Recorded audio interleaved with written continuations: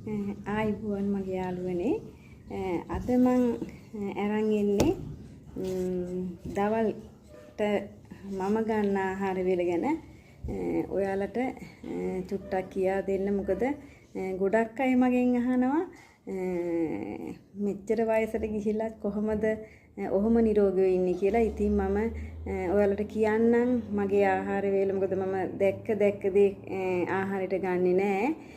මේ බලන්න පෙනේ විදිහ දන්නේ ඔයාලට හරියට දැක්කම හිනත් ඇයි මේ ගස් කොළන්ද කියලා. මගේ දවල්ට මම මැල්ලුමක් හදලා තියෙනවා. පේනවාද? මේක කිරි අගුණ. ඊට පස්සේ තියෙනවා සුදු ලුණු ව්‍යංජනය. ඊට පස්සේ තියෙනවා මෙහෙම පෙන්නන්නම්ක හාල් මැස්සෝ. ඊට පස්සේ මම තියනවා මේ මං කරපිංචා මේ වගේ දළු දෙකක් අරගෙන මේ දෙක මේ සූර්ලා හිටා මං මේ බත් එකත් එක්ක අමුයෙන් කනවා.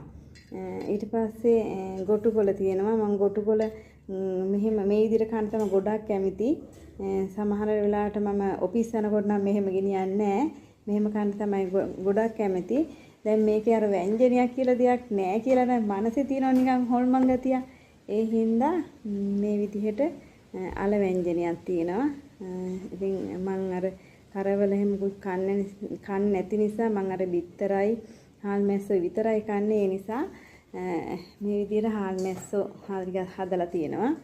ඉතින් මේ විදිහට තමයි මං ආහාර වේල දවල්ට සාමාන්‍යයෙන් සකසගන්නේ. විශේෂයෙන් කියන්න ඕනේ මේ හැම දෙයක්ම අපේ නිරෝගීකමට බලපානවා. විශේෂයෙන් මේ සුදු ලුණු ව්‍යංජනය අපි හදද්දී අපිට මේ වෙනම ඇත්තටම හදන්න කාලය නැහැනේ. එතන මම කරන්නේ සාමාන්‍ය වට්ටක්ක වගේ වෙනකොට බික් 10ක් විතර දානවා කපන්න නැතුව. හොද්ද පැහෙනකොට ඒ බික් ටික ආපහු තෝරලා ගන්නවා. එතකොට අපිට වෙනම උයන්න ඕනේ නැහැනේ. පොඩි අයට කැවෙන්න ඕනේ හින්දා තව බික් දෙකක් තුනක් හීනියට කපලා දානවා.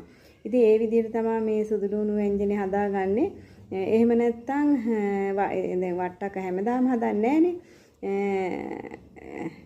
මේ පොල් කිරි මිරිකලා ඉතුරු වෙන දිය කිරි ටිකට මේ බික් ටික දාලා 3-5 මිරිස් කුඩු දාලා හැබැයි උයද්දි හොඳටම උයන්න එපා.